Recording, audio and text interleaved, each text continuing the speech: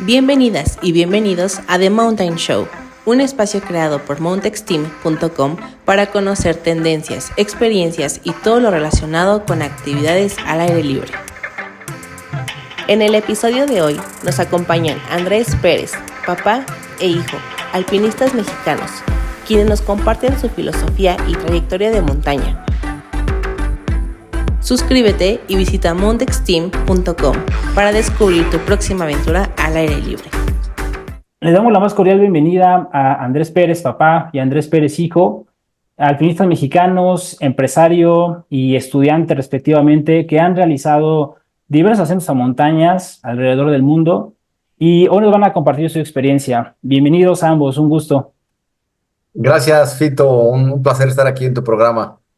Saludos a todos y claro, un placer y muy agradecidos de poder compartir nuestras experiencias. Generalmente, cada persona inicia de una forma especial la práctica de este deporte / estilo de vida, y es que, entre comillas, algo los llamó, algo les dijo, ven a practicar este deporte. En el caso de ustedes, ¿de qué forma fue esa voz que los llamó y plantó esa semilla de la aventura en sus vidas? Así es, Fito, si quieres inicio yo. Fíjate que desde chico me llevaron mis padres al campo, al bosque. Nos entrenó muchísimo mi papá, a mi hermano, a mí y a unos amigos. Y cuando tenía 10 años subí el Popocatépetl. Fíjate que no hay una bitácora al respecto de los ascensos del Popocatépetl, pero probablemente he sido el niño más chico en subirlo a esa edad, a los 10. Y después mis papás se divorciaron, así que dejé hacer montaña con mi padre. Y ya por ahí de los 20 volví a retomar el alpinismo esporádicamente con amigos. Subí el Ista, el Pico de Orizaba, fui a Bolivia, Perú. Pero fue hasta que nació mi segundo hijo, Andrés, cuando retomé ya de más en forma la montaña. La primera que subimos juntos, padre e hijo, fue el Xitle, cuando él tenía 3 años, un volcán chiquitito que está al sur de la Ciudad de México. Y cuando regresamos a casa, me dijo Andrés a esa edad, me encantó la montaña, quiero que me lleves a todas las montañas del mundo.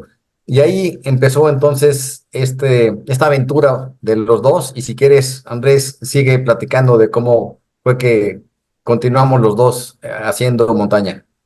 Sí, pues como dice mi papá, me llevó al Chitle, al bosque y desde chiquito me encantó y me encantó porque era un espacio en el que era como una terapia para mí, un espacio de tranquilidad fuera de todos los morbos de la ciudad.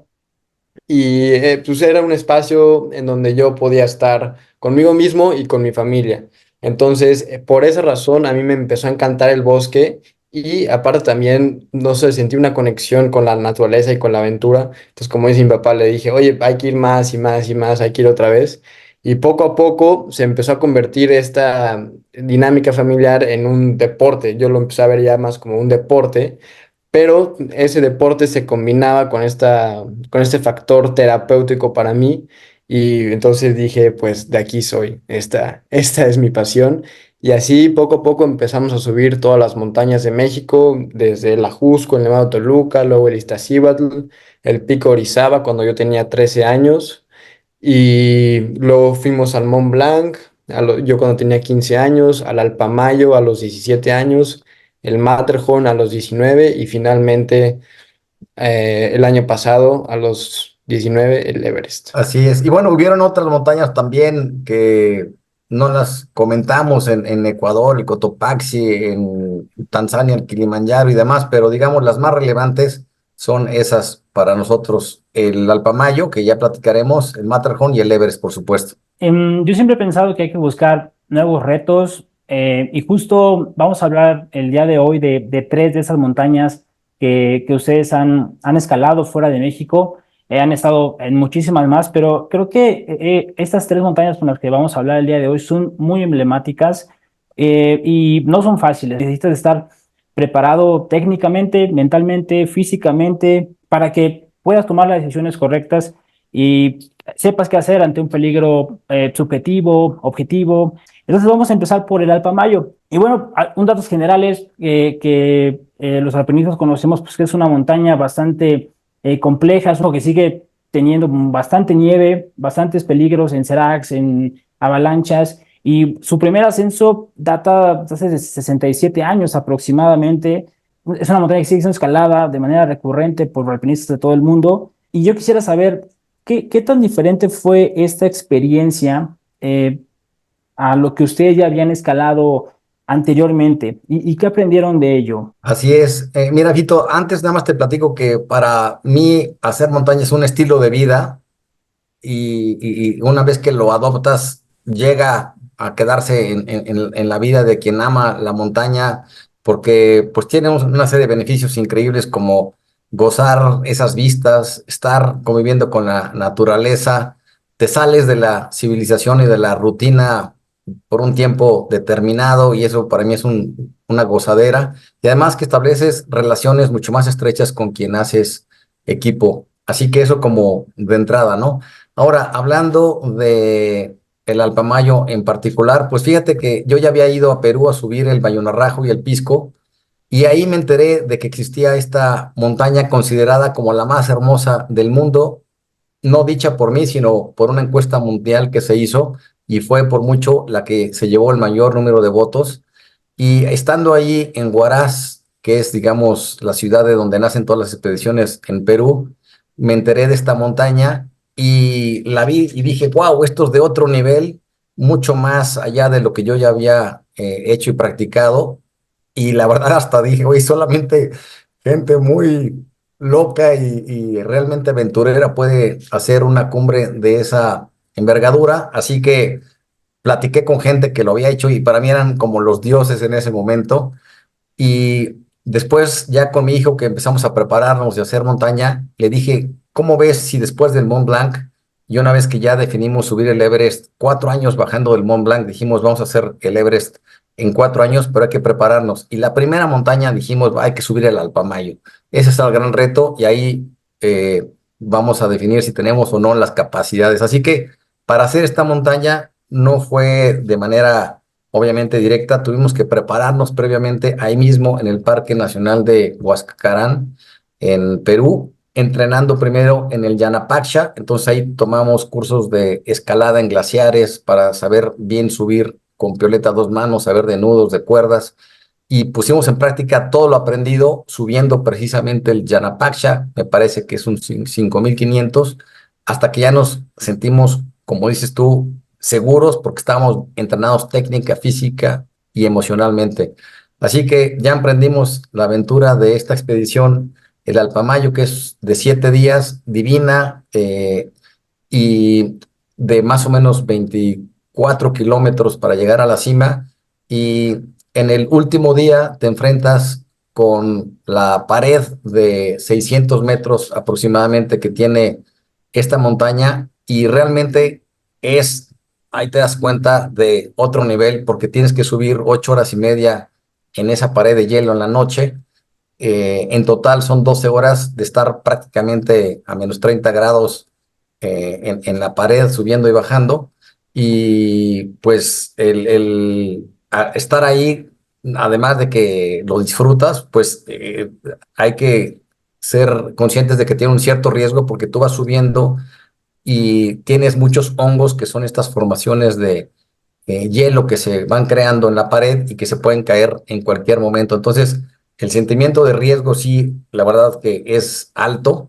Afortunadamente nos fue muy bien. Solamente ese año 2 expediciones pudimos hacer cima, todas las demás fracasaron. E incluso unos norteamericanos, cuando nosotros fuimos, acababan de bajar de la pared, les fue mal. Habían hecho ya ellos el capitán en Estados Unidos y les fue mal, se perdieron en el ascenso. Así que, pues creo que tuvimos mucha suerte. Y algo importante, y es uno de los aprendizajes de esta montaña, es que tienes que, antes de hacer el último ascenso, llegar a buen tiempo al último campamento, que en este caso duermes en Campo Morrena y después al día siguiente subes al Campo 1, es ver justamente por dónde vas a subir, porque si no lo haces, te puedes equivocar como lo hicieron los norteamericanos, porque digamos en los libros o en las plataformas digitales está el ascenso por la ruta normal, la ruta francesa, y justamente tenía unos hongos bestiales arriba que era imposible poder superar.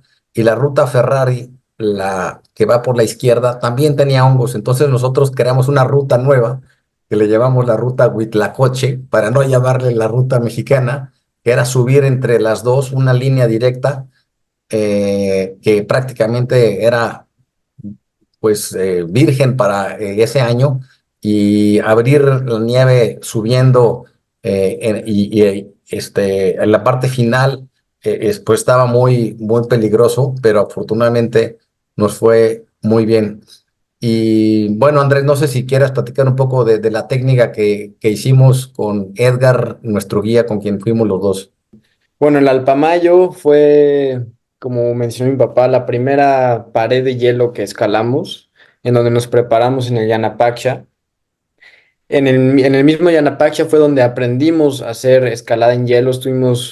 Hicimos un curso intensivo de alrededor 8 o hasta 10 horas en un glaciar para aprender a usar pioleta a dos manos, quitar tornillos de hielo, nudos y todo eso lo aprendimos ahí. Entonces realmente fue un reto bastante retador porque tuvimos que desarrollar nuevas capacidades para lograrlo. Eso fue la primera vez que hacíamos algo así en una expedición.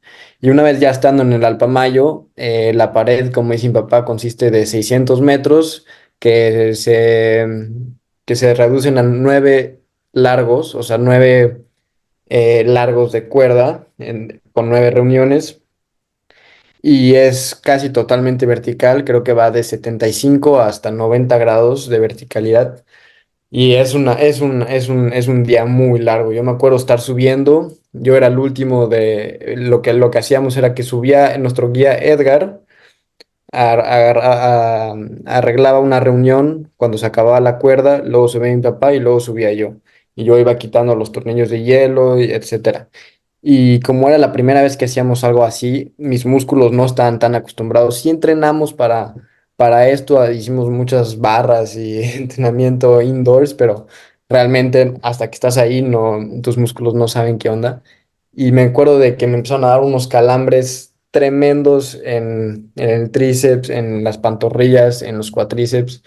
Yo ya no, yo realmente ya no podía. Al final, pues tenía que subir porque como ya estaban todos arriba, pues teníamos que subir la cuerda para luego bajar y así fue como hicimos cumbre. Pero entonces fue algo realmente retador para mí y aprendí mucho.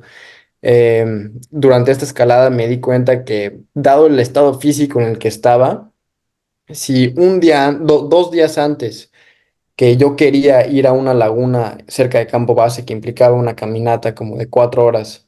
Si yo hubiera ido a esa laguna, tal vez no hubiera tenido la energía que ya estaba en reservas yo para llegar a la cima. Entonces aprendí la importancia de administrar la energía en la montaña muy, muy, muy cañón. Y también aprendí a cuidar mucho más los detalles, porque en las montañas previas sí habíamos hecho muchas travesías de glaciares y escaladas relativamente técnicas, pero no tanto. Y en esta yo me distraje un par de veces. Por ejemplo, una vez tenía mis gogles pues de sol y los iba a meter a mi mochila. Y al hacerlo, no sé qué pasó que se me cayeron. No, no estaba muy concentrado y se me cayeron hasta arriba de la pared, entonces fueron 600 metros verticales para abajo. Al principio no le di mucha importancia porque todavía no pegaba el sol, pero luego cuando empezó a pegar el sol yo casi, casi me quedaba ciego. Y luego también pasó algo muy similar con uno de mis piolets, con mis picos de hielo. Lo quería meter a mi arnés y no lo metí correctamente y se me cayó. Afortunadamente ya estábamos de bajada, pero pues aprendí a estar mucho más concentrado en esta montaña. Y también esta montaña me dio, me dio a entender lo que realmente es la escalada, ¿no? Ya es otra forma de montañismo. Me dio realmente a entender lo que es y al poder haber logrado ese ascenso, como que me abrió una puerta mental para poder seguir adelante con el proyecto del Everest con mucho entusiasmo. Yo creo que eso fue lo que a mí más me dio el Alpamayo. Me abrió esa puerta mental para seguir adelante. Oye, Fito, nada más quiero agregar una anécdota también que cuando estábamos subiendo por ahí de dos terceras partes, yo ya no sentía mi mano izquierda porque vas trabajando en el hielo a -30 grados, entonces, aunque los vas moviendo, ya no lo sentía y entonces me lo quito el guante izquierdo con mi guante derecho para poder mover mis dedos y aunque estaba con una cuerda sujetado el guante a mi muñeca, se me cae. Entonces, obviamente, me asusté y dije en ese momento, voy a perder mi mano completa porque la necesitas para bajar, ¿no? Y va a estar expuesta al frío y al hielo todo el tiempo. Y le grito a Edgar, nuestro guía que estaba arriba, Edgar, se me cayó el guante. Y dije, o sea, mi objetivo ya no era llegar a la cima, sino salvar mi mano. Y me grita, tengo unos de repuesto, caray. Entonces subí de inmediato, así como el hombre araña, todo lo que da para que me lo diera y afortunadamente me quedó bien y seguimos el ascenso, pero lo importante que son los detalles, afortunadamente este error mío no llegó a malas consecuencias, pero hay que considerar que sí, un error en una pared como esa te puede pues costar muy caro. De hecho, cuando decía Andrés que se le cayó el piolet, fue desde arriba, en el primer descenso, primero bajó Edgar, luego yo, y venía después Andrés, y cuando se cae el piolet venía como un proyectil, un misil dirigido a nuestras cabezas con una velocidad brutal. Nosotros estamos 60 metros abajo, que es lo que dura el largo, como tú sabes, en todas las cuerdas, y venía, y no tienes margen de maniobra porque tú estás prensado a la pared y además cansado, y entonces, afortunadamente, antes de pegar con nosotros y quizá tener una consecuencia bestial, pega un poco antes en una especie de saliente de hielo y nos vuela por atrás y se va hasta abajo con una velocidad bestial. Así que tuvimos mucha suerte, pero la verdad es que a veces los errores humanos son los que pueden hacer que las cosas realmente se pongan muy peligrosas. Sí, sin duda. Y también, sin duda, el Alpamayo es una montaña difícil. La montaña, como lo comentabas, pues es una, hay que saber cómo identificar ese tipo de hongos, ese tipo de seracs y estar consciente de la decisión que tenemos que tomar para saber si continuamos, saber si bajamos y creo que ustedes lo aplicaron bastante bien porque bueno, si no, pues se hubieran regresado. Sin embargo, pues todas esas experiencias que bueno, que ahorita ustedes nos platicaban de estar de tener una preparación técnica previa a subir, de hacer unas montañas antes en el lugar, en Perú, estar a -30 grados, considerar subir 9 largos de esa pared de 600 metros, tener, saber que vas a tener un sentimiento de riesgo más alto a lo que ustedes ya habían estado acostumbrados, pues son cosas que para alguien que lo quisiera hacer, pues tiene que tener en cuenta si quiere hacer ese tipo de reto. Así Sí, es. claro. Oye, y nada más una cosa que es maravillosa, cuando estás sentado en la cima del Alpamayo, tienes una pierna, digamos, estás como en una silla de montar, de un lado 600 metros y del otro 1,5 kilómetros, y tú sentado así, es una sensación increíble de gloria total, pero al mismo tiempo de riesgo, porque sabes que la verdadera cumbre no está allá arriba, sino está abajo, Sí. llegar sano y salvo al campo base, ¿no? Sí, no, qué increíble y la verdad muchas felicidades a ambos por este reto.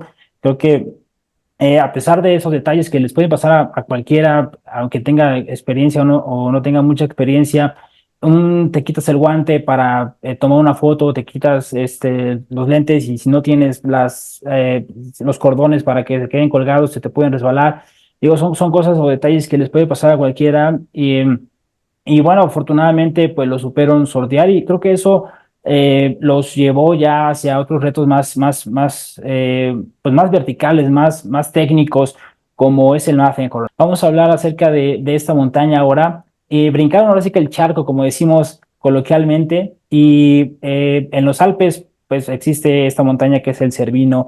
El Cervino pues se le conoce en español, y Matterhorn es una palabra alemana. Y es la quinta montaña más alta de los Alpes, de 4.400 metros, un poquito más aproximadamente, y es una montaña que yo creo que todos los alpinistas han visto sin siquiera saber su nombre. Creo que hasta hace poco era la imagen de esos chocolates en forma de triángulo, y el primer ascenso de esta montaña fue hace 159 años, ¿no? Por un grupo de 7 personas, guías internacionales, y entre ellos, pues está uno de los más reconocidos, que es este Edward Whymper, que todos los alpinistas lo conocemos porque, pues bueno, hizo varios ascensos, este alpinista británico hizo varios ascensos a las Grandes Lloraces, a los Alpes, a los Andes, a las Rocosas Canadienses, entre otras. Después del Alpamayo, quisiera preguntarles cómo vivieron esta expedición al Matterhorn.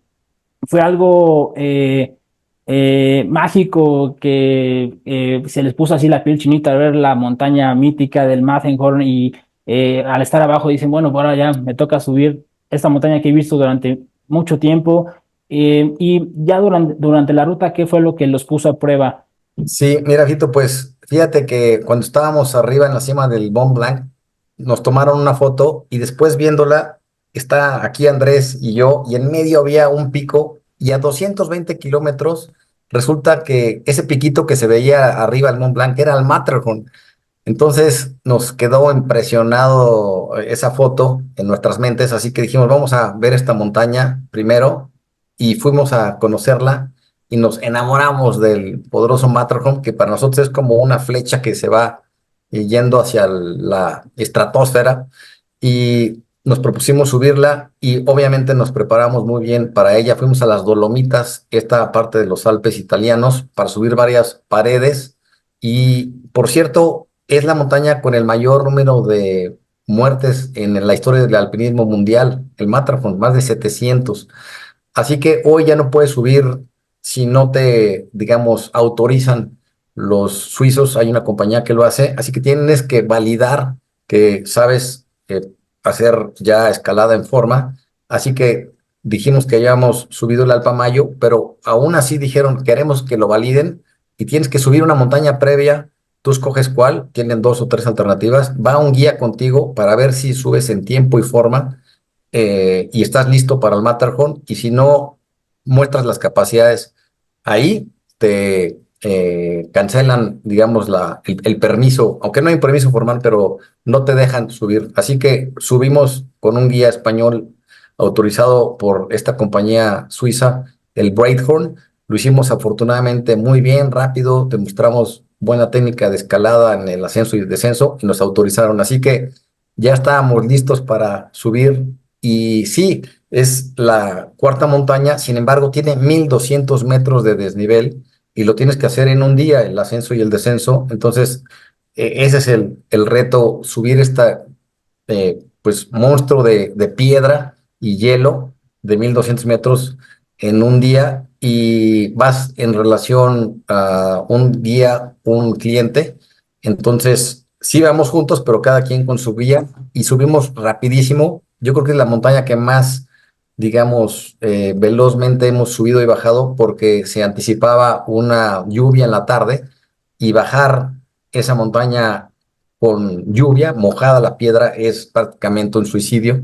Así que subimos y solamente descansamos 2 veces y fue cuando nos pusimos nuestra chamarra a media montaña y aprovechamos para tomar agua, 2 minutitos de descanso y después cuando nos pusimos los crampones arriba, 2 minutitos para tomar agua y seguimos, y de hecho creo que en el descenso prácticamente sin descanso. Entonces íbamos bien preparados tanto física, mental y emocionalmente. Yo creo que aquí la parte mental es crucial porque todos los que vamos a esta montaña sabemos de todas las fatalidades que ha habido, en mil historias, que por cierto, 9 de cada 10 fallecimientos son por caídas, no son como en como en los Himalayas por avalanchas o caída de sérax o en grietas, que es más del 50% de los accidentes son por esas razones. Aquí es por caídas, es decir, por distracciones. Entonces, creo que aquí lo más importante del Matterhorn es hiper duper recontra concentrado, estar hiper presente con este concepto del mindfulness, en estar en el aquí y en la ahora, porque el momento más importante del ascenso y el descenso es el que estás haciendo en ese momento. Subes como el hombre araña, entonces ese es el momento más importante. ¿Y cuál es el más importante después? El que estás haciendo en el segundo siguiente. Entonces tienes que tener una hiperconcentración en esta montaña. Afortunadamente nos fue muy bien. Hicimos un tiempazo, 1 hora menos del promedio. Y la verdad es que nos enamoramos de esta montaña desde que la vimos y después ya con ella en el corazón, pues la tenemos ahora sí que en el alma por siempre, ¿no, mi Andy? ¿Tú qué nos puedes compartir? Sí, no, el Matterhorn sin duda se me va a quedar en el alma para siempre. Yo me acuerdo de estar en el refugio abajo de la montaña y ver hacia arriba y pues a diferencia de otras montañas que hemos subido, este se ve, es casi, no totalmente vertical, pero sí tienes una pared de 1200 metros aquí en tu nariz y sí dices, uy, chance, vámonos de regreso. Pero, pero pero sí, fue una experiencia impresionante y como dice mi papá, la concentración fue vital porque es una montaña donde ahora hoy en día mucha gente sube. Está muy bien organizado, pero sí hay gente hay mucha gente, entonces no te quieres quedar atrapado en la cola, entonces por lo tanto quieres ir rápido y estar subiendo rápido en una pared puede ser un poco peligroso y sobre todo que en la mayor, el 99.99% de la ruta no hay cuerdas fijas, solo en muy pocos lugares. Em, entonces fue una experiencia que sin duda nos reforzó y sobre todo, fue como un examen de nuestra concentración y de nuestras habilidades mentales para mantenernos concentrados. Aparte de eso, también a mí me introdujo a una forma de escalada y a un enfoque de escalada diferente, algo que yo no estaba acostumbrado, que es pues el suizo, eh, el del reloj, el que que te dicen a las 3:52 de la mañana te vas a despertar y a las 3:54 ya vas a estar desayunando y a las 4:57, a las 4:15 y 14 segundos ya vamos a estar saliendo de aquí y a las 7 vamos a estar allá. Entonces es algo un poco menos enfocado en disfrutar, pero sin duda tiene muchísimas virtudes y es algo que se requiere para una expedición y una montaña de tantísimo riesgo y envergadura y es otra habilidad o otra mentalidad que que desarrollamos en Matterhorn que nos ayudó luego para ir al Everest. Entonces, pues la montaña es el montañismo es una habilidad que tienes que ir reforzando y que le vas sumando poco a poco con experiencias. Y así mismo en el Alpamaya aprendimos a tener en cuenta los detalles, aquí en tener en cuenta el tiempo y la concentración, y en muchas otras montañas aprendimos una variedad de cosas que al final del día nos prepararon para el Everest. En todas estas experiencias, como lo comentábamos, los prepararon para esta montaña increíble que es el Everest, que es la montaña más alta del mundo, ya muy conocida, 8.848 metros sobre el nivel del mar, una altitud en la cual pues, no está acostumbrado el ser humano. Ya a los 8.000 metros, tu mente no funciona igual, tu cuerpo no funciona igual, las decisiones las puedes tomar mal, a pesar de que tengas toda la experiencia del mundo. Y quisiera saber más sobre esta experiencia que tuvieron en el Everest. Fue en 2023, el año pasado, cuando ustedes fueron. ¿Cuál era la expectativa de lo que ustedes visualizaban en ese momento? Por ejemplo, que se iban a encontrar con mucha gente en el campamento base, que iban a hacer filas de 2 horas para poder pasar una grieta, que iban a tener problemas con el suministro de oxígeno en el campo 4 o en el campo 3. ¿Cómo visualizaban ustedes el Everest antes de llegar, después de subir todas las montañas que ahorita nos compartieron? Y al final, ¿qué decisiones buenas, malas tomaron durante su expedición? Así es, Fito. Pues fíjate que nos preparamos 4 años para subir el Everest, subiendo montañas alrededor del mundo, como te decía, y específicamente en México, 5 meses para desarrollar la fuerza y condición física necesarias en gimnasio y subiendo montañas aquí en México con mucho peso, 20 kilos más o menos, y a gran velocidad. Así que creo que llegamos muy bien preparados desde el punto de vista físico. Y como tú sabes, son 2 meses de expedición. Entonces, primero es volar de Katmandú a Lukla, que es el último lugar donde llegan las avionetas, y de ahí emprendes la caminata de 65 kilómetros hasta el campo base, que lo haces en 8 días. Por supuesto, te vas aclimatando poco a poco, y ya estando ahí, idealmente escoges una montaña cercana para aclimatar ahora tu cuerpo a 6000. Nosotros escogimos el Lopuché, un 6100.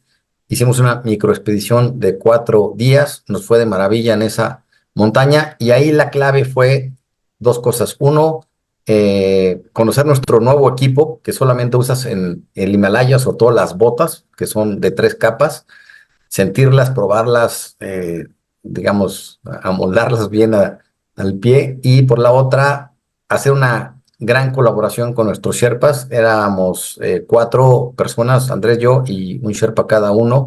Entonces, que haya empatía, buena comunicación, trabajo en equipo, eso fue vital, y afortunadamente se dieron muy bien las cosas.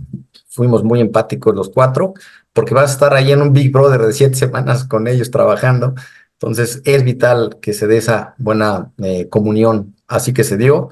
Y después ya haces, una vez que regresas al campo base, una primera rotación hasta el campo 3, a fin de que ahora tu cuerpo se aclimate hasta los 7000 metros. Entonces subes a campo 1, campo 2, campo 3 y bajas a campo base para ahora sí estar listos para el gran ascenso final. Y fíjate que ahí nos enfermamos, alguien trajo algún virus, y como estás ahora durmiendo conviviendo en unos duomos que eh, caben más o menos 25 personas, y allí desayunes, comes y cenas. La mala noticia es que, si bien es un lugar cerrado y que te permite estar cómodo relativamente y sin tanto frío, porque pues está obstruyendo el viento, si alguien trae algún virus te contagias de inmediato porque es un lugar cerrado. Entonces nos contagiaron, y creo que ese es el principal reto del Everest, el poder estar sano, porque son 2 meses de expedición. Estás a 5400 metros en el campo base, y en estos ascensos de aclimatación, pues estás tu cuerpo a 38 grados, digamos, 37 y medio, siempre pues caminando muy caliente, pero estás respirando aire a menos 30 grados. Entonces, ese contraste de temperaturas hace que sea muy relativamente fácil enfermarte. Así que, pues a nosotros nos pasó esto del virus, y tuvimos que bajar a Pericho, una población que está a 4200, 2 días caminando hacia abajo para poder sanarnos, porque si te quedas con un malestar en las vías respiratorias a 5400, te puede ir muy mal. Así que sí o sí tienes que bajar, y estuvimos 8 días recuperándonos en este pueblito para, después de tomar antibióticos, regresar caminando al campo base en 2 días, descansar uno, y al día siguiente salimos ya a la cima, que son 5 días de ascenso. Ya cuando estás preparado en campo base, listo, son 5 días de subida y 2 o 3 de bajada. Entonces, otro de los retos a los que te enfrentas, pues es a la información que estás recibiendo ya en la ventana, que este año pasado, 2023, fue de 5 días. Fue una ventana muy buena de 5 días, que implica, como tú sabes, la ventana es tener buen tiempo, sobre todo poco viento, vientos menos de 25 kilómetros por hora, para que pueda realmente llegar a la cima. Y como nosotros nos habíamos enfermado, subimos en el último día posible de la ventana, de tal forma que la mayoría ya había intentado hacer cima, y te vas enterando de compañeros que han estado falleciendo. De hecho, murieron 18 personas. Entonces, manejar la parte emocional en el sentido de que saber que tú vas a ir por el mismo lugar en donde ya han pues perecido varias personas, implica un buen manejo emocional, y también el hecho de tener la paciencia, porque fíjate que, y por eso la experiencia de hacer montaña y de expediciones relativamente largas, previas, porque mucha gente no puede aguantar estar en campo base tanto tiempo. Son 7 semanas, a veces 8 semanas, y hay gente que tira la toalla por decir, estoy en un lugar muy incómodo, pasando frío, a veces te sientes mal de la cabeza, en fin, dolores y en una situación agreste y muchos tiran la toalla antes de intentar subir a la cima. Así que creo que la experiencia previa de nuestras expediciones nos permitió tener esa capacidad de adecuación, de adaptación a las circunstancias. Y también, por cierto, algo que nos ayuda mucho y para mí es clave en el Everest es la capacidad de resistencia. Es esta, digamos, capacidad mental que te permite que cuando tu cuerpo diga ya no puedo, porque es hiper exigente el Everest desde el punto de vista físico, que entre el turbo mental y diga, ¿cómo que no? Vamos por todas las canicas y entonces lleva tu cuerpo a niveles que pensarías que es imposible llegar. ¿Tú qué nos compartes, mi buen Andy Boy? ¿Qué le agregas a nuestra expedición? Pues yo le quiero agregar al principio, en cuanto a la pregunta de qué esperábamos, cuáles eran nuestras expectativas del Everest, qué esperábamos encontrarnos. Aprendiendo de todas las otras montañas, decidimos que para esta nos íbamos a entrenar con un alpinista muy famoso y muy reconocido mexicano, Héctor Ponce de León, y que con quien él nos iba a entrenar físicamente, pero también teóricamente sobre qué implica subir el Everest el día de hoy. Y nos daba una descripción, nos dio una descripción muy detallada de la ruta, de casi cada paso, de qué te encuentras, cómo puede ser, como mencionabas, las largas colas arriba. Ver también, desafortunadamente, te puedes encontrar con un cadáver en la ruta y pues nos explicaba cómo no estar, em, cómo tomar eso mentalmente, ¿no? Para no perder la cabeza y poder seguir adelante.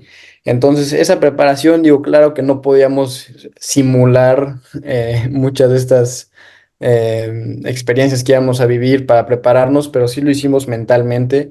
Algo que hacíamos mi papá y yo mucho es la visualización y nos imaginábamos, y por lo menos yo me imaginaba el estar esperando en la cima sur a 8.700 metros, en el Hillary Step, que es un lugar famoso donde se aglomera la gente por la dificultad técnica. Me imaginaba yo estar esperando ahí y tratando de mantener mi calma y pues haciendo ejercicios de visualización sin duda nos ayudó mucho. Esta expedición al Everest fue lo más increíble que sin duda he hecho en mi vida. Y no solo por el simple hecho, bueno, no el simple hecho, pero el hecho de subir el Everest, sino me recordó muchas cosas y aprendí muchas cosas, de las cuales quiero compartir principalmente dos. Una de ellas quisiera compartir que me recordó lo importante que es gozar del camino, porque, y no solo la cima. Y esto me lo recordó, de hecho, la cima misma. Yo cuando estaba en el día de cima, y yo estaba muy cansado. Ese día salimos de campo 4 de nuestra tienda, salimos a las 8:30 de la noche y yo llegué a la cima del Everest a las 10 de la mañana. Fueron como 13 horas de escalada y en las cuales se me congeló el termo de agua. No se congeló el agua, pero se congeló un poquito de agua que se quedó entre la boca del termo y la tapa. Entonces no podía abrir el termo. Y a mi papá le pasó lo mismo y a uno de nuestros sherpas también. Entonces no teníamos agua y con el oxígeno artificial, que es muy seco, se te seca la garganta. Entonces, y aparte a los 8.000 metros escalando, 13 horas sin haber dormido, 3 días, yo estaba en un estado físico totalmente.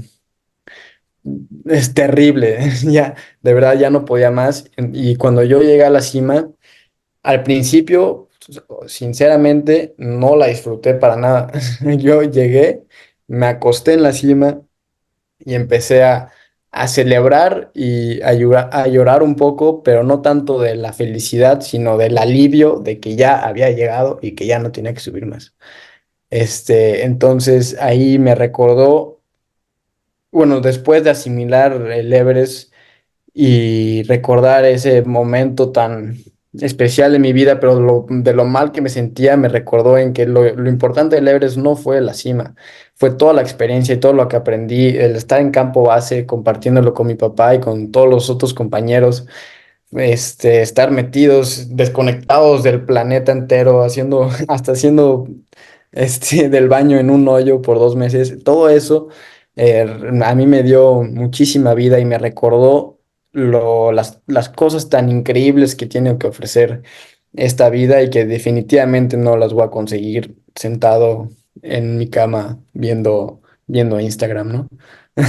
Oye, Andrés, Así es. perdón, nada más para agregar una cosa antes de que platiques la otra anécdota, que eso que estás comentando es vital, la parte del buen relacionamiento con los compañeros alpinistas, que hicimos afortunadamente un grupo internacional padrísimo, éramos sobre todo los que nos llevábamos como quizá 8 hombres y mujeres de diferentes partes del mundo, pero me acuerdo que íbamos al Duomo Comedor con un gusto para conversar con ellos y echar la carrilla y pues pasártela muy bien, porque eh, si estás, insisto, 2 meses con esta situación adversa y además te la pasas mal desde el punto de vista de relacionamiento humano, pues sí te das un tiro en la cabeza. Entonces fue una gozadera porque afortunadamente hicimos clic con este grupo de personas con las que todavía tenemos comunicación y seguramente vamos a ver posteriormente en la vida. De hecho, uno es mexicano, lo vi el otro día en Monterrey con un gusto bestial.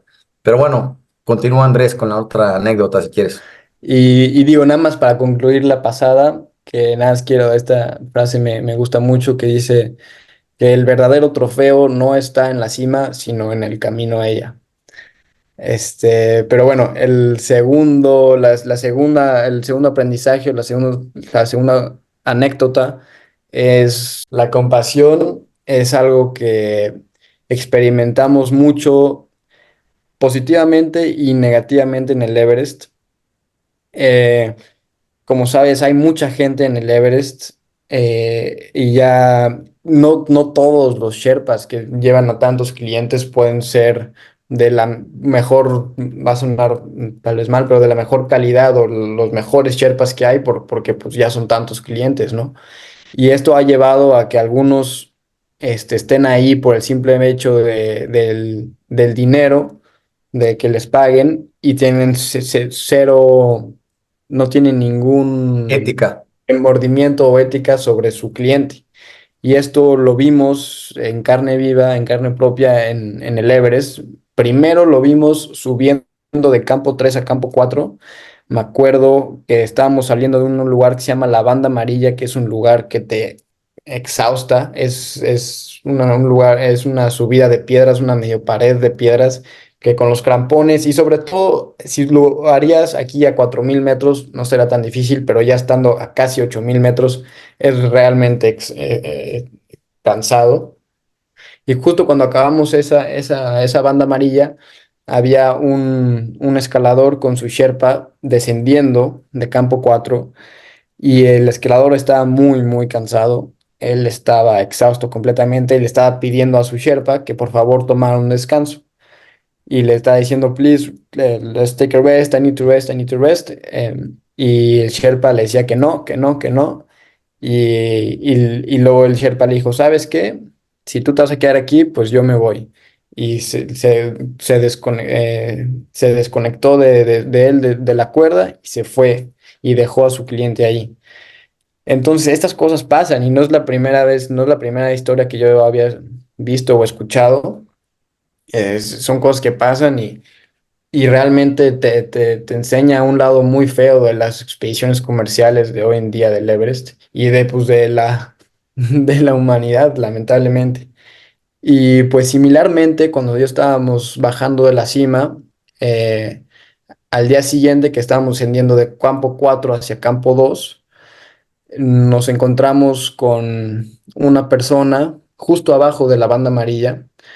Nos encontramos con una persona que estaba tirada en la nieve y ya prácticamente ya no se podía mover, estaba totalmente cansada y pues la gente pasaba junto a ella y sin preguntar, oye, ¿estás bien? ¿Te puedo ayudar en algo? Nada más pasaba la gente y pasaba la gente Y cuando llegué yo a verla, le pregunté, oye, ¿estás bien? ¿Te puedo ayudar en algo?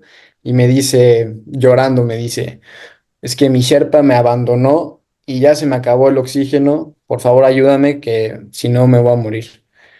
Y entonces en ese instante, pues me entró este sentimiento de responsabilidad humano, de compasión, y dije, sí, no te preocupes, yo me voy a quedar contigo. Así que la ayudé a pararse, la armé su rapel, era una parte muy empinada que se tiene que hacer a rapel, y la empecé a bajar. Pero lamentablemente ella estaba muy cansada y sin oxígeno. Sí, cuando se te acaba el oxígeno sobre todo y tienes este shock de sentimiento de altura, este, es muy peligroso. De hecho, puedes entrar en coma y perder el conocimiento y luego la vida. Entonces ella está en un estado mental muy malo y no podía avanzar y no podía bajar. Y dije, si bajamos así, vamos a llegar mañana a campo 2 y pues no vamos a armarla. Entonces, al siguiente largo, bajo yo con ella y le digo, y tomé la decisión de yo agarrar mi tanque de oxígeno y regalárselo a ella, porque yo me sentía muy fuerte en ese momento y dije, la única manera que vamos a hacer esto es si yo le regalo mi oxígeno. Y así fue, le puse mi oxígeno sin preguntarle, le puse mi máscara, la empecé a descender, ahora yo sin oxígeno y ella con oxígeno, y poco a poco ella fue recuperando vida hasta que ya se sentía de maravilla otra vez lo que te hace el oxígeno artificial, y yo sí me empecé a sentir medio mal, pero no lo suficiente como para tener que pedir ayuda ni nada, pero sin duda sí fue un riesgo que decidí tomar. Y afortunadamente llegamos a campo 3 y de hecho se reencontró con su Sherpa que la había abandonado. Y se empezaron a dar gritos de que, oye, me abandonaste, ¿qué te pasa? Si no hubiera sido por él, me había muerto, quién sabe qué. Y se empiezan a pelear, estaban hablando en nepalí, digo en hindú, yo no entendí nada, pero luego como que entendí que le dijo como, ah, sí, otra vez, pum, y se vuelve a ir el condenado, y me la vuelve a dejar. Entonces ahora la ayudé de campamento 3 a campamento 2. Afortunadamente en campamento 3 ahí estaba mi papá y había un tanque de oxígeno extra. Y ya no era necesario abajo de campamento 3, pero como yo llevaba ya muchas horas sin oxígeno, sí decidí tomarlo y bajamos. Y de hecho luego nos enteramos que este Sherpa hindú en campamento 4 vendió el oxígeno de esta señora, se lo vendió a quién sabe quién, creo que allí cuesta creo que $2,000 y luego la abandonó. Entonces eso te da una idea de pues de las cosas tan feas que pasan en el Everest. Entonces tienes una dualidad de unos Sherpas totalmente increíbles, unos héroes realmente que van y salvan a personas y yo los admiro demasiado. Son las personas más fuertes y humildes y verdaderamente buenas que he conocido en mi vida, son los Sherpas, pero también tienes esta otra parte que ha surgido por el excesivo comercio.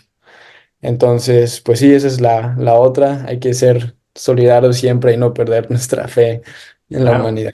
¿No? Y este tema, pues, uno como guía debe de estar consciente de que tiene una responsabilidad, tiene vidas a cargo y tienes que bajar. Y Fito, nada más déjame comentar tres cositas de lo que hemos estado platicando. Uno, que típicamente, tú sabes, se califica a un buen Sherpa por su capacidad física, técnica, pero la parte moral, es decir, los principios y valores que pueda tener, esos no están en el radar de la mayoría de las compañías que los contratan.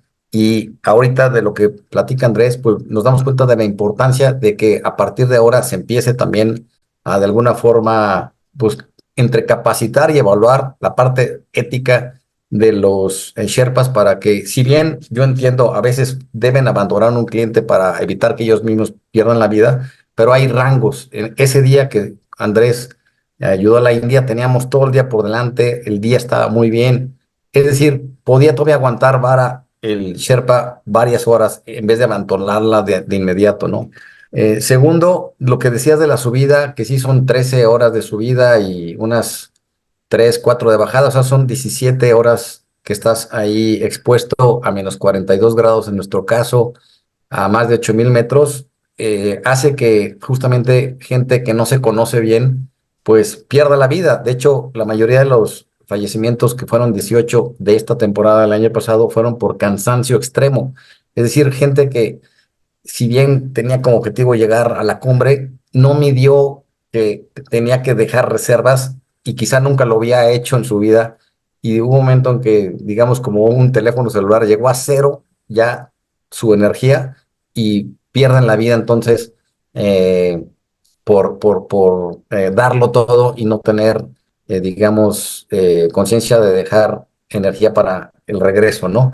Y lo último es que sí, este acto generoso de Landy Boy, la verdad que fue maravilloso porque ayudar a alguien que no conoces, poca gente lo hace, pero ayudar a alguien que no conoces y arriesgar tu vida por ello, pues contadas las veces yo creo que en la historia que sucede, y sobre todo cuando esta mujer, porque nos dijo que se estaba despidiendo ya en ese momento de su gente, ella ya estaba dispuesta a morir y en su interior se estaba despidiendo de toda su gente querida cuando llegó, como ella le llama, el milagro mexicano, el Andy, para salvarla. Y por cierto, algo más, lo último, Fito, que este hombre, el Andy, en vez de dejar el tanque vacío de ella ahí tirado y afectar la ecología del Everest, lo cargó vacío. O sea, le puso su tanque todavía con oxígeno a ella, que lo estaba cargando en su mochila, y Andrés tomó el vacío para no estropear más la ecología del Everest, ¿no? Entonces creo que también eso hay que rescatarlo. Ahora con más gente que va ahí, también esa parte de tener un ascenso sostenible, pues es muy importante, ¿no? Y bueno, son montañas en donde involucras bastante recursos, bastante tiempo, pero al final la montaña siempre va a seguir ahí, ¿no? Y esa es creo que también de las cosas o pensamientos que se derivan de la parte de gozar el camino, de que no importa la cumbre, gozamos el camino, gozamos la preparación, disfrutamos con quienes estamos, nos fijamos en los pequeños detalles, ¿no? De la convivencia, de las relaciones que podamos hacer también en el campamento base o en el ascenso. Y la pregunta, ¿regresarían al Everest, a la cima? Yo sí, yo si me lo invitan, sí, la verdad es que fue una gran experiencia y si alguien me lo invita, yo sí regresaría, pero proactivamente mi esfuerzo, mi atención está en subir el K2. Íbamos a ir este año, pero desgraciadamente no conseguimos patrocinios, entonces para el 2025 será. Este año iré al Ama Dablam yo en lo personal, que es una montaña icónica, que para muchos la más bonita, le llaman el Matterhorn de los Himalayas, pero sí regresaría si alguien me lo invita y si no, pues yo tengo de toda digamos, mis baterías enfocadas al K2. No sé tú, Andrés. Yo sí quisiera regresar, lo he pensado mucho, me lo han preguntado mucho. Al principio decía que no, ya sabes, cuando acabas una expedición dices, ya no quiero nada que ver con montaña en toda mi vida, sobre todo después de algo tan largo, pero ahora, hoy en día, la verdad sí, sin embargo, no por la misma ruta, me gustaría ir por el lado norte o la pared oeste. Pero sí me gustaría regresar. Siento que la viví y la gocé muchísimo, pero todavía, no sé, todavía sí quiero regresar al Everest. La verdad, muchas felicidades por todos los ascensos. Creo que hay mucho que aprender aún sobre las actividades al aire libre. Esas tres montañas que hemos platicado, muy emblemáticas, que se requiere mucha capacidad, mucho conocimiento, el Pamayo, el Matterhorn, el Everest, y faltan muchas más por venir. Y me gustaría ir cerrando esta entrevista con una pregunta que va relacionada hacia esta dinámica que se tiene entre ustedes dos, papá e hijo, y de qué manera han fomentado también esas actividades al aire libre, pues entre ustedes, entre su familia, por qué es importante, qué beneficios también les ha traído hacer estos deportes pues, en la familia. Pues fíjate que nos ha traído muchas bendiciones hacer montaña, en particular el Everest. Yo me dedico a la capacitación, doy muchas conferencias de alto desempeño y ahora pues con mayor razón me contratan más porque quieren compartir, que les comparta la experiencia. Y sí, lo que procuro siempre es tratar de transformar la mente de la gente para que puedan pensar y actuar en grande, para que finalmente puedan cristalizar sus grandes sueños.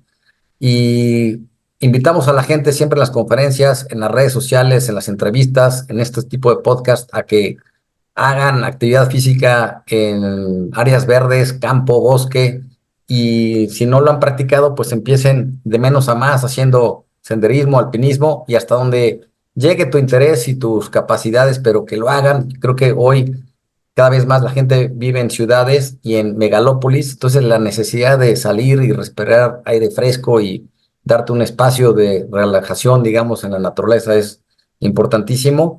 Y de hecho también hacemos caminatas. Yo estoy organizando una caminata ahora al campo base del Everest para octubre.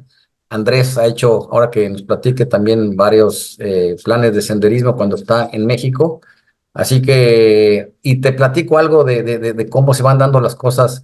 En una de las conferencias que di en la American Chamber of Commerce, una persona le encantó la plática y me habló a los 2 semanas: oye, estoy con la persona del IPADE que hace los casos y quiere platicar contigo porque puede hacer un caso de su expedición. Ya nos reunimos y ya está por salir un caso Everest de nuestra expedición padre e hijo, por todo lo que tiene de pues ir en familia, trabajo en equipo, obviamente colaboración y lo demás. Y el aspecto, sobre todo, de Andrés, de que ayudó a esta persona a salvar su vida y demás. Entonces, va a ser un caso IPADE que se va a dar en todos los programas de México y Latinoamérica que tienen para sensibilizar a la gente a pues pensar y actuar en grande y a ser muy solidarios, recíprocos con la gente. Entonces, mira hasta dónde llegan las cosas. También fíjate que en lo personal siento que tenía tanto que compartir que hice un libro, está por publicarse, se va a llamar Conquista tu propia montaña y concluye precisamente con la expedición al Everest y tiene mucho valor, además de compartir toda la aventura de todas las expediciones, la parte de aprendizajes. Ahí al final de cada capítulo hay un aprendizaje que le sirve a la persona a mejorar de alguna forma su vida, ¿no? Entonces, es padrísimo hacer la montaña y si tienes la oportunidad de compartir todos los beneficios que tiene este tipo de estilo de vida, pues qué mejor, ¿no? Tú, Andrés. Para mí la naturaleza, el tener un espacio en la naturaleza es sumamente importante para desarrollar tu ser, tu persona. El de estar en conexión con la naturaleza te hace estar en conexión contigo mismo y con aquellos que te rodean en ese momento. Si ya sea mi papá, ya sea toda la familia o amigos con los que esté escalando. Entonces se me hace realmente sumamente importante el salir a la naturaleza y si puedes hacer hasta cosas extremas, aún mejor, pero pues, con preparación, claro, pero el tener esa conexión con la naturaleza se me hace sumamente importante para desarrollarte como persona. Y en la Ciudad de México, como decía mi papá, yo solía fomentar caminatas. De hecho, guiaba yo algunas al Ajusco, al Desierto de los Leones, del Bosque de los Dinamos, al Nevado de Toluca. Iba a hacer una lista así, al final ya no dio tiempo.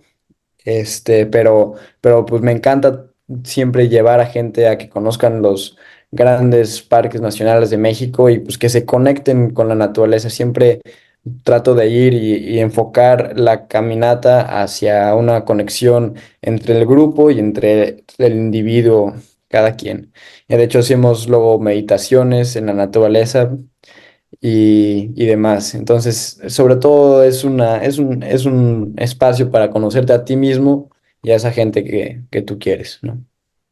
Oye, Fito, y nada más para agregar que en relación a, pues, ahora sí que esta situación de padre e hijo, Andrés y yo, pues es lo más padre que prácticamente toda la vida de Andrés hemos practicado en la montaña y creo que es el espacio donde más me siento a gusto estando con él. Te conoces a otro nivel estando en esos espacios aislados del ruido, de la velocidad de las ciudades. Entonces, creo que si alguien también quiere establecer una relación más profunda con su gente querida, llámese hijos, pareja, amigos, es el estado ideal para hacerlo. Vayan Así a la es. montaña si quieren conocer mejor a la gente. Exactamente. Sí. Correcto. Bueno, y Em, sufrir juntos, perdona, sufrir También juntos sufrir también juntos. duda crea vínculos. Sí, es muy bonito porque haces una conexión bastante, como lo comentaban, muy, muy cercana. Como pierdes, pierdes todo lo que en una ciudad tienes, o sea, prácticamente es tú y con lo que sabes y con tus habilidades y con tus pensamientos, y pues todo eso lo tiene que aguantar la otra persona, ¿no? Y también tienes que aguantar lo de la otra persona, y eso pues empiezas a formar ese lazo bastante importante, ¿no? Que no lo consigues, y a lo mejor sí, eh, a lo mejor con una persona de tu trabajo, si la hubieras conocido en la montaña, sería una relación completamente diferente, ¿no? Es algo de lo que nos da este deporte, que nos encanta, y qué bueno que a ustedes sí les ha funcionado bastante el fomentar las actividades al aire libre en su relación, en su familia. Creo que es súper importante que las demás personas también lo hagan. ¿Hay algún dato de contacto que les gustaría compartir para la gente los contacte en caso de que les interese ir a la caminata? Bueno, la caminata del K2, pues no, ahí hay que tener un currículum bastante importante, no cualquiera puede ir, pero al menos pues para que los contacte para ir a la caminata, ¿no? Del Everest o alguna otra salida que ustedes vayan a organizar. Sí, cómo no. Que por cierto, el próximo año nosotros vamos al K2, pero vamos a hacer un trekking también para que nos acompañe gente nada más al campo base del K2 y se regrese. Así que también es un sendero, digamos, una caminata de 90 kilómetros de ida, 90 de regreso. Entonces, bienvenidos también. Y sí, la web es www.apm2online, www.apm2online, y en Instagram estamos como APM2 Everest. APM2 Everest. Para, para, para reiterar, www.apm2.online. Esa es la web. Punto Ah, online. ok. Perfecto. Entonces las vamos a poner las vamos a compartir junto con esta entrevista, para que ustedes puedan también contactarlos y se unan a estas grandes salidas que tienen. La pregunta, ¿cuándo se publica tu libro? El Ya casi. 10 de junio, a más tardar, es el compromiso de la editorial, pero igual y sale un poquito antes, ahí me parece que igual y hasta el 29 de mayo, que por cierto voy a dar una conferencia gratuita con base en el aniversario o en el marco del aniversario del Everest, el 29 de mayo en la UNAM, en el Museo Universum. Así que quien quiera, en la tarde, me parece que es a las 6, bienvenido, gratuito, y vamos a concentrarnos en lo que fue la expedición al Everest. Así que para toda la comunidad del Montex Team, bienvenidazos. Perfecto. También les vamos a dejar esos detalles en la descripción de este episodio. Muchas gracias a ambos por su tiempo. La verdad es que fue una plática bastante interesante. Ojalá no sea la última, porque hay muchísimas cosas. El Everest es apenas el primer eslabón de todo lo que supongo que tienen en la mente por hacer. Y pues, ojalá en algún futuro podamos igual compartir alguna expedición a los Himalayas o en el Karakorum, o alguna expedición buena, retadora para ir juntos. Les agradezco mucho su tiempo, y bueno, seguimos en contacto para escribir sobre sus próximos proyectos. Perfecto. Muchísimas gracias por la invitación y un gustazo. Así es, Fito, felicidades a tu iniciativa de Montex Team. Me encanta todo lo que hacen. Yo supe de ti, de tu compañía, a través de Instagram, de repente, o de Spotify, creo. Escuché ahí alguna grabación, me encantó, así que soy fan ahí de tu comunidad. Y gracias, y sigue adelante, Rodolfo, con tu iniciativa. Hasta luego.